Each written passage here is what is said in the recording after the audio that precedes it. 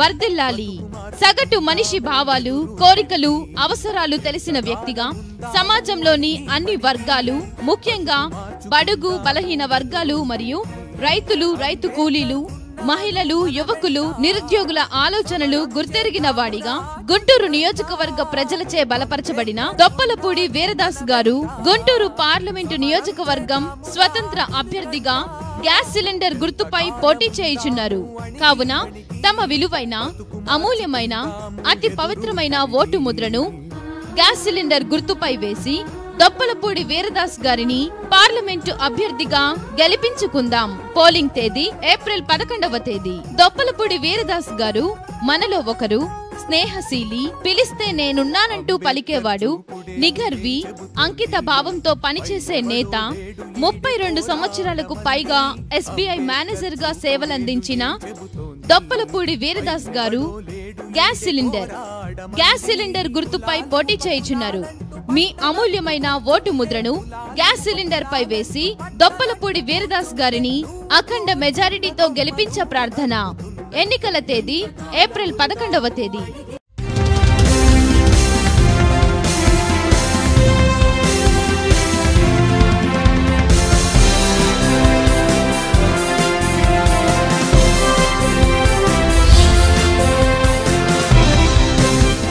నమస్తే. ప్రస్తుతం మనతో గుంటూరు పార్లమెంట్ స్వతంత్ర అభ్యర్థి దొప్పలపూడి వీరదాస్ గారు ఉన్నారు. ఆయనతో మాట్లాడదాం. నమస్తే సార్. నమస్తే. చెప్పండి సార్, 32 సంవత్సరాలు ప్రభుత్వ ఉద్యోగిగా విధులు నిర్వర్తించిన మీరు రాజకీయాలలోకి రావాలని ఎందుకు అనుకున్నారు సార్? ముఖ్యంగా నేను ఒక విషయం ప్రస్తావించాలి. ఒక బ్యాంకు మేనేజర్గా నేను చేసిన పదవుల్లో సాధ్యమైనంత వరకు అన్ని వర్గాల ప్రజలకి సహాయం చేయడానికే నా ప్రయత్నం నేను చేశాను. కాకపోతే ఇంకా చేయాలనే తృష్ణ నాలో ఉంది. దానికి వేదిక రాజకీయ ప్రవేశం అనేది అనుకున్నాను నేను. రాజకీయ ప్రవేశం అనేది ఒక ప్రజాసేవకి ఇంకొక ఎనెక్స్ లాంటిది. అందుకోసం రాజకీయంలోకి వెళితే ఇంకొంతమందికి ఇంకొంచెం ఎక్కువగా సేవ చేయగలమనే భావంతో నేను రావటం జరిగింది. సార్, మీ ఫ్యామిలీలో ఎవరన్నా రాజకీయ నాయకులు ఎవరన్నా ఉన్నారా? నా ఫ్యామిలీలో ఎవరు లేరండి. నాకు రాజకీయ వారసత్వం లేదు. స్ఫూర్తి ఎవరు సార్ రాజకీయాల్లో? నాకు ప్రత్యేకంగా స్ఫూర్తి అంటే మా బాబాయ్ రిటైర్డ్ IAS రెవెన్యూ సెక్రటరీ గారు DC రోసయ్య గారు ఉన్నారు. ఆయన చాలా క్రమశిక్షణ కలిగిన వ్యక్తి. చిన్నప్పటి నుంచి ఆయన్ని అనుసరిస్తూ వచ్చాము. అలాగే జయప్రకాష్ నారాయణ గారు అంటే చాలా ఇష్టం. ఆయన విధానాలు అవన్నీ ఇష్టం. స్థితిలో నేను కూడా సివిల్స్ చేద్దామనే ప్రయత్నం కూడా చేశాను. చేయలేకపోయాను. అందువల్ల స్టేట్ బ్యాంక్ ఆఫ్ ఇండియాలో POగా జాయిన్ అయ్యాను. స్టేట్ బ్యాంక్ ఆఫ్ ఇండియాలో సేవలు అందించి రిటైర్ అయ్యాను. ఈ నోట్ల రద్దు అనే అంశం ఒకటి జరిగింది సార్. 2016 నవంబర్ 5న డిక్లరేషన్ అది చేశారు, నోట్ల రద్దు అనేది. ఆ టైంలో చాలామంది బ్యాంక్ మేనేజర్స్ బాగుపడిపోయారు, చాలామంది సంపాదించుకున్నారు, కొంతమంది పట్టుబడ్డారు కూడా ఒకరిద్దరు. ఇది ఏ విధంగా భావించవచ్చు అంటారు సార్? అంటే బ్యాంకుల్లో కూడా అవినీతి జరుగుతుంది, మేనేజర్లు కూడా అవినీతికి పాల్పడుతున్నారు అని చెప్పి భావించవచ్చు అంటారా? అంటే నేనేమంటానంటే బ్యాంకులో మేనేజర్లు కానివ్వండి, లేదా ఒక ఆఫీసులో ఉద్యోగులు కానివ్వండి, అందరూ కూడా మనుషులే. అందరికీ ఆకర్షణలు ఉంటాయి. కాకపోతే ఏంటంటే బ్యాంకులు కొంత ప్రభుత్వ ఆఫీసుల్లో కంటే బ్యాంకుల్లో ఒక నియమ నిబద్ధత, క్రమశిక్షణ అనేది ఉన్నమాట వాస్తవమే. అయితే కొన్ని ప్రభుత్వ శాఖలతో పోలిస్తే బ్యాంకులు చాలా వరకు నీతి, నిజాయితీ, క్రమశిక్షణ ఇవన్నీ ఉన్నమాట వాస్తవం. కాకపోతే అక్కడ కూడా అడపదడప మనం వింటున్నాము. కొన్ని వార్తలు మేము విన్నాము. మరి వాటిలో నిజాలు ప్రజలకే తెలియాలా? అయితే ఏమైనా జరిగితే జరిగి ఉండొచ్చు. బట్ నేనైతే నాకున్న అనుభవంలో, నాకు తెలిసిన బ్యాంకు మిత్రుల్లో 99% వరకు కూడా చాలా క్రమశిక్షణతో నీతివంతంగా ఉద్యోగం చేసి సేవలు అందించిన వాళ్ళే ఉన్నారు నాకు తెలిసి. సార్, మీరు ఎవరైతే జయప్రకాష్ నారాయణ చెప్పారో పేరు, ఆయన స్ఫూర్తి అని చెప్పి ఆయన ఒక పార్టీ పెట్టడం జరిగింది. ఆ పార్టీలో మొదటిసారి ఆయన పెట్టి ఆయన నిలబడినప్పుడు ఆయన గెలిచారు. ఆ తర్వాత కంప్లీట్గా ఇప్పుడైతే 2019 ఎలక్షన్లో ఆయన లేరు, అసలు కంప్లీట్గా పోటీ చేయటం లేదు, తర్వాత చేస్తామంటున్నారు. అయితే మీరు స్ఫూర్తి ఆయన్ని తీసుకున్నారు, మరి ఆయన ఒక రిటైర్డ్ IAS ఆఫీసరు, మరి ఆయనే నెగ్గుకు రాలేదు, మీరు ఏ విధంగా నెగ్గుకు రాగలరని చెప్పి మీరు భావిస్తున్నారు? ఒకటండి, ఇప్పుడున్న రాజకీయ పరిస్థితులు ప్రజలకు బాగా తెలుసు. రాజకీయ పరిస్థితులు ఎలా ఉన్నాయి అనేది విఘ్నులైన పౌరులందరికీ, ఈ రాష్ట్ర పౌరులందరికీ తెలుసు. మన రాజకీయ పార్టీల పరిస్థితి, వాళ్ళు ఒకరి మీద ఒకరు చేసుకుంటున్నటువంటి ఆరోపణలు ఒకసారి పరిశీలన చేస్తే ఏ రాజకీయ పార్టీ ఎలా ఉంటుందో అనేది మన విఘ్నులైన మన ఓటర్లు కానీ ప్రజలు కానీ ఒక అంచనాకు రావచ్చు. సో అందువల్ల కేవలంగా ఇప్పుడున్న రాజకీయ పరిస్థితి మనకి అధికారాన్ని కట్టబెడుతుంది, అధికారమే పరమావధి, అలా కాకుండా నేను ప్రజల్లో ఒక రకమైన చైతన్యం కావాలి, అవేర్నెస్. రాజకీయం అంటే ఏమిటి, ప్రజాసేవ అంటే ఏమిటి, అది కేవలంగా డబ్బుతోనూ లేకపోతే ఏదో కొన్ని బహుమతులతోనూ లేకపోతే మరొక రకంగా వచ్చేది కాదు. కనుక ప్రజల్లో నిజమైన ప్రజాస్వామ్యం అంటే ఏమిటి, దాన్ని ఎలాగ మనం నిలబెట్టుకోగలం. ఇప్పుడు దేశంలో ఉన్న పరిస్థితులు ఎక్కడ చూసినా కానీ రాజకీయాలు ప్రజాస్వామ్యం నుంచి దూరంగా ఉన్నాయని చెప్పేసి, దూరంగా వెళ్ళిపోయాయి అని చెప్పేసి ప్రజల్లో భావన ఉంది. అలాంటి ప్రజలకి మళ్ళీ మనం రాజకీయాలకి అంటే ప్రజాస్వామ్యానికి దగ్గరగా చేసి, ప్రజాస్వామ్యం అంటే ఏంటో తెలియచేసి, ప్రజాస్వామ్యయుతంగా తమ ఓటు హక్కును తాము వినియోగించుకునే విధంగా ఒక రకమైన అవేర్నెస్ తీసుకురావాలనేది నా ప్రధాన లక్ష్యం. సార్, ఇప్పుడు ఒక పార్లమెంట్ సెగ్మెంట్ అంటే దాదాపు 7-8 నియోజకవర్గాలు కలిపి ఒక పార్లమెంట్ సెగ్మెంట్ ఉంటుంది. ఈ 7-8 నియోజకవర్గాల్లో కొంత వేల మంది, లక్షల మంది ప్రజలు కూడా ఉంటారు. మరి వాళ్ళందరిలోకి మీరు వెళ్ళాలి. ఫస్ట్ ఆఫ్ ఆల్ మీరు వెళ్తే మీ విధానాలు వాళ్ళకి తెలియాలి, తర్వాత మీరు వెళ్ళాలి. దీనికి మీరు ఏ విధంగా కృషి చేస్తున్నారు సార్? అవును, అందుకోసమే నేను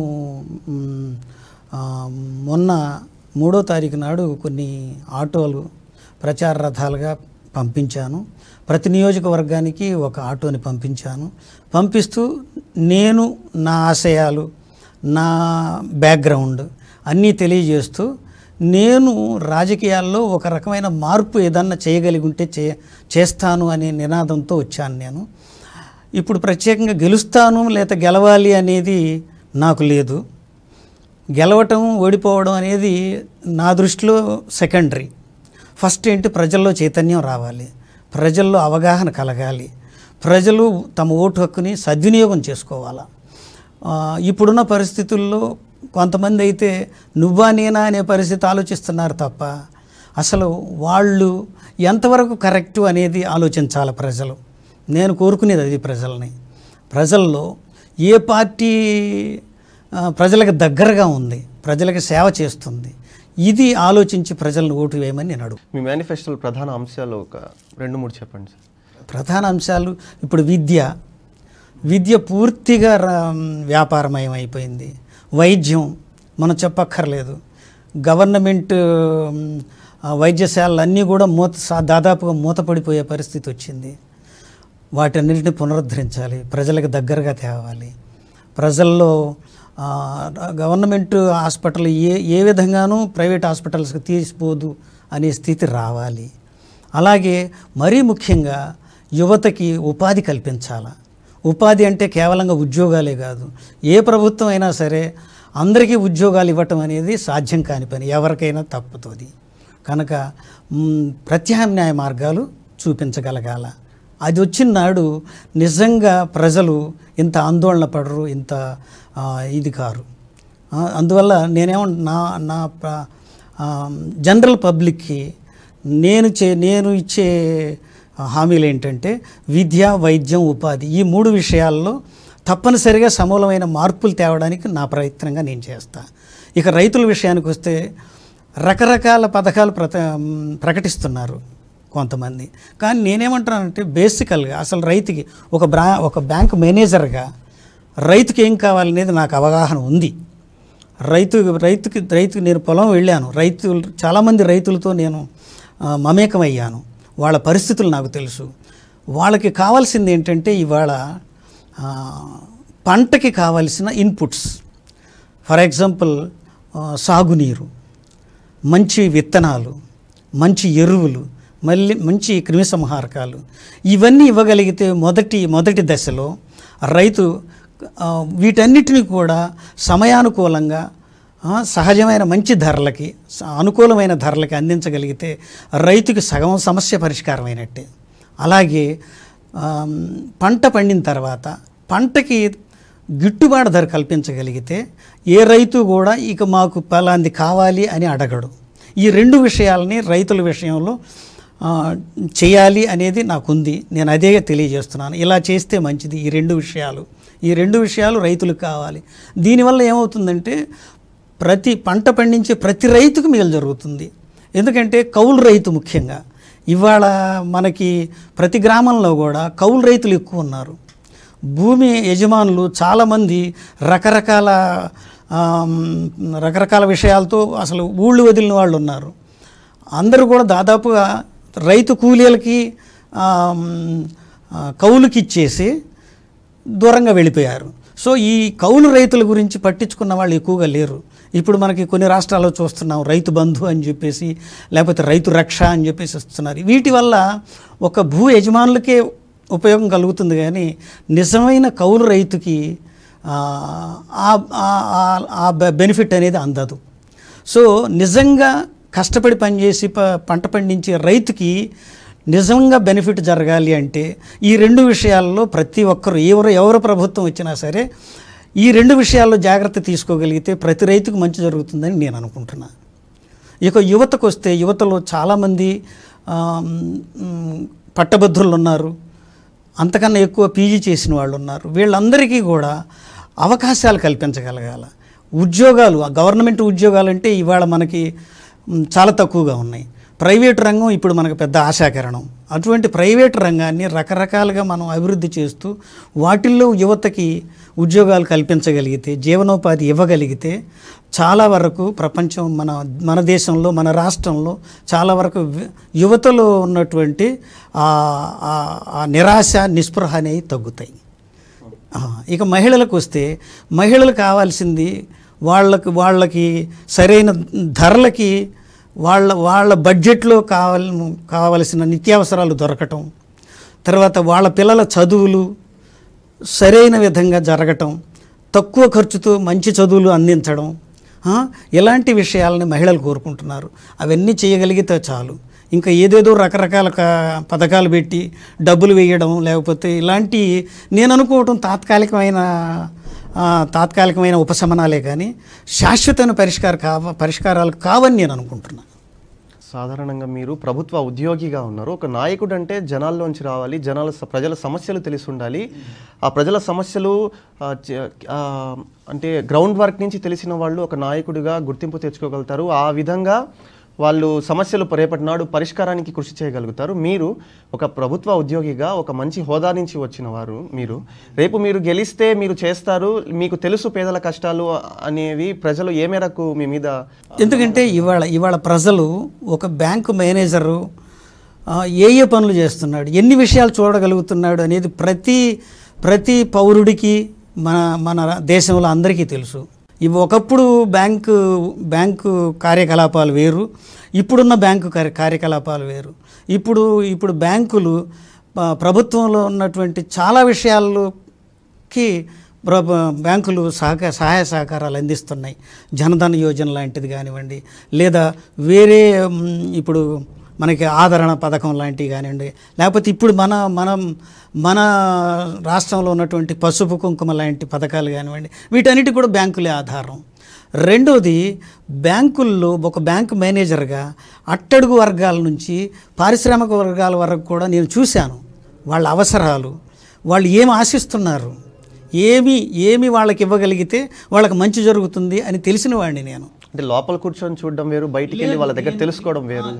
నేను ఒక బ్యాంక్ మేనేజర్గా నా జీపు తీసుకొని ఒక బ్యాంక్ మేనేజర్గా నా జీపు తీసుకొని ఊళ్ళల్లో తిరిగాను.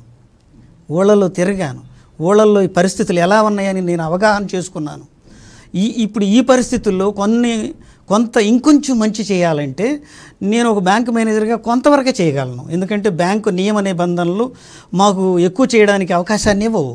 అప్పుడే అనుకున్నాను నేను రిటైర్ అయిన తర్వాత తప్పనిసరిగా నేను రాజకీయాల్లో ప్రవేశించి ఇంకొంచెం సహాయం, మన సహాయ సహకారాలు మనం ఇవ్వగలిగింది ఈ సమాజానికి ఇవ్వాలి అని చెప్పి అప్పుడే నిర్ణయించుకున్నాను నేను.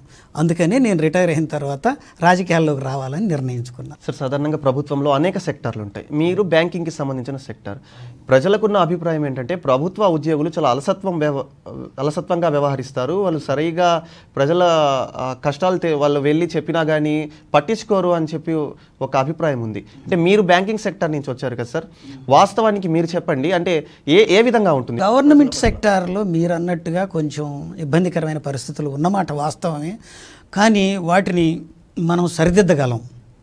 కొన్ని ఆ తప్పులు ఎక్కడెక్కడ ఏమేమి పొరపాట్లు జరుగుతున్నాయి గమనించి వాటిని మనం సరైన సమయంలో సరైన విధంగా చర్యలు తీసుకోగలిగితే ఉద్యోగులు కూడా చక్కగా పనిచేస్తారు, చక్కగా పనులు అవుతాయని నాకు నమ్మకం ఉంది. అలా చేయగలం అనేది నా విశ్వాసం. ఇప్పుడున్న పార్టీలో ఏది బెటర్ అని మీరు భావిస్తున్నారు సార్? ఇప్పుడున్న పార్టీల్లో నేను ఏది పలాంది బెటరు పలాంది వర్స్ అని నేను చెప్పలేను. ఎందుకంటే ఏ పార్టీల ఎజెండా ఆ పార్టీలకు ఉంది. తర్వాత ఇంకొక విషయం నేను ప్రజలకి మీ ముఖంగా నేను తెలియజేసేది ఏంటంటే, ఇప్పుడున్న పార్టీలన్నీ కూడా వాళ్ళు ఇంకొక పార్టీ మీద చేస్తున్న ఆరోపణలు ఒక్కసారి పరిశీలన చేయగలిగితే విఘ్నులైన పౌరులు, ఓటర్లు ఏ పార్టీ పరిస్థితి ఏమిటో వాళ్ళకే అర్థమవుతుంది. కనుక ఒక పార్టీ మంచిది, ఒక పార్టీ చెడుది అని నేను చెప్పలేను. నాకున్న అభిప్రాయం వేరు. నేను అదే ప్రజలను కోరుతున్నాను. ఒక పార్టీ ఇంకొక పార్టీ మీద చేసే పరిస్థితిని గమనించగలిగితే అసలు ఆ పార్టీ అంతా వాళ్ళ పరిస్థితి ఏంటి అనేది అర్థమవుతుంది. అది గమనించవలసిందిగా నేను ఓటర్లకి, ప్రజలకు కోరుతున్నాను. ఇదే ఎంపీ సెగ్మెంట్, గుంటూరు జిల్లాకు సంబంధించి ఈ పార్లమెంట్ సెగ్మెంట్లో మీతో పాటు ఇతర అభ్యర్థులు కూడా పోటీ చేస్తున్నారు. అయితే వాళ్ళందరూ కాక రేపు మీరు గెలుపొందితే, ప్రజలు మీకు పట్టం కడితే, మీరు ఆ పార్టీలను కాకుండా ప్రత్యేకంగా ఉండగలుగుతారా, లేదా ఆ పార్టీలోనే మీరు రేపు జాయిన్ అవుతారా? పార్టీల్లో జాయిన్ అవ్వడం అనేది మనకి ఆ పార్టీల్లో ఉన్న విధి విధానాలు, వాళ్ళ పథకాలు, వాళ్ళు ప్రజలకి ఎంత దగ్గరగా ఉన్నారు ఇప్పటికే మీకు ఒక అవగాహన వచ్చి ఉండాలి. తప్పనిసరిగా నేను అదే చెప్తున్నాను. ఇప్పుడున్న పరిస్థితుల్లో నాకంటూ ఒక ప్రత్యేకమైన ఒక పథకం, ఒక విధానం ఉంది. అలా చేస్తే ప్రజలకు మంచి అవుతుందని నేను అనుకుంటున్నా. ఇప్పుడున్న పార్టీల్లో కానీ ప్రభుత్వాల్లో కానీ కొన్ని లోపాలు ఉన్నమాట వాస్తవం. అది ప్రజలందరూ ఒప్పుకోవాల్సిందే, అది ప్రజలకు తెలుసు కూడా. కాకపోతే ఇప్పుడు మూడో ప్రత్యామ్నాయం అనేది మన రాష్ట్రంలో కనపడడం లేదు. కనుక నేనది ఏంటంటే, కొంతమంది విఘ్నులైనటువంటి స్వతంత్ర అభ్యర్థులు నిజంగా వాళ్ళు ఎన్నికైతే వాళ్ళందరూ కలిసి, మేమందరం కలిసి ఒక ఒక ఒక ఒక ప్రత్యేకమైనటువంటి ఒక ఆల్టర్నేటివ్ సెటప్ గవర్నెన్స్ అది తెద్దామని చెప్పేసి నా మనసులో ఉంది. నేను ఆల్రెడీ కొంతమంది ఇండిపెండెంట్తో కూడా చర్చించాను ఈ విషయంగా. వాళ్ళు కూడా దానికి చాలా సుముఖంగా ఉన్నారు. బహుశా మా భగవంతుడు మరి ఈ ప్రజలు కరుణించి మమ్మల్ని ఎన్నుకుంటే కొంచెం బెటర్ ప్రభుత్వాన్ని మేము చేయగలం. అంటే ప్రత్యామ్నాయంగా స్వతంత్రులంతా కలిసి చేయగలిగితే మీరు అనుకున్నవి మీరు చేయగలము అనే నమ్మకం అయితే మీకుంది. ఓకే సార్, ఇప్పుడు గ్యాస్ సిలిండర్ మీ గుర్తు సార్, అంటే అది ఏ మేరకు మీకు ప్లస్ అయిందని చెప్పి మీరు భావిస్తున్నారు? అంటే గుర్తు వల్ల ప్లస్ మైనస్ అనేది నేను నమ్మను. గుర్తు అనేది ఒక మనిషిని, ఒక సామాన్యుడిని, ఒక అభ్యర్థిని ఎన్నుకోవడానికి ఒక మార్గం అని నేను అనుకుంటున్నాను. ఒక గుర్తు అనుకూలం, ఒక గుర్తు అననుకూలం అనేది నేను అనుకోవట్లేదు. గుర్తు వల్ల ఒక అభ్యర్థి చక్కగా ఎక్కువ ఓట్లు తెచ్చుకుంటాడు, లేకపోతే గుర్తు వల్ల ఏదో జరుగుతుంది అంటే దాన్ని నేను నమ్మను. గుర్తు అనేది మనకి ప్రజల నుంచి నన్ను ఎన్నుకోండి అని చెప్పే ఒక సాధనం. ఆ గుర్తు ద్వారా నన్ను ఎన్నుకోండి అని తెలియచేయడం. అంతే తప్ప ఏ గుర్తు చెడ్డది కాదు, ఏ గుర్తు మంచిది కాదు. అన్ని గుర్తులు ఒకటే. ఇతర అభ్యర్థులు మూడు పార్టీల నుంచి ముగ్గురు అభ్యర్థులు ఉన్నారు, మీరు 4వ వ్యక్తి. వాళ్ళ ముగ్గురిని కాదని మీకు పట్టం కట్టేందుకు, మీకు అధికారం ఇచ్చేందుకు ప్రజలకు మీరు చెప్పేవి ఏంటి సార్? ఇప్పుడున్న పార్టీలలో, ప్రభుత్వాలలో ఉన్నటువంటి చెడు మంచి రెండు నాకు తెలుసు. ప్రజల్లోకి నేను వెళుతున్నాను. ఆల్రెడీ నేను నా కరపత్రాల ద్వారా ప్రజలకు చేరవేశాను. ఈ 2-3 రోజుల్లో కూడా నేను స్వయంగా వెళ్ళి కలిసి నేను ప్రత్యామ్నాయంగా ఏమేమి చేయగలనో నేను వివరిస్తాను, ప్రజలకి వివరించి వాళ్ళని ఓటు అడుగుతాను. అదేవిధంగా నేను ఒకవేళ గెలిస్తే తప్పనిసరిగా దాన్ని పాటిస్తాను. ప్రజలకు మంచి చేయడానికి నా వంతు కృషి నేను చేస్తాను. సార్, ప్రస్తుతం ఉన్న పరిస్థితుల్లో డబ్బు వెదజల్లనిదే, అధికారం రాదు, గెలుపు అనేది జరగదు అన్న పరిస్థితులు నెలకొన్నాయి సార్ ప్రస్తుతం. అయితే ఈ తరుణంలో మీరు ఒక స్వతంత్ర అభ్యర్థిగా ప్రజల్లోకి వెళ్తున్నారు, మీ సొంత మేనిఫెస్టోతో మీరు వెళ్తున్నారు. ఏ విధంగా నెట్టుకు రాగలుగుతారు ఈ ఎన్నికలు అని చెప్పి మీరు భావిస్తున్నారు సార్? నిజమే, మీరు అనే దానిలో ఇప్పుడున్న పరిస్థితుల్లో నిజం ఉంది.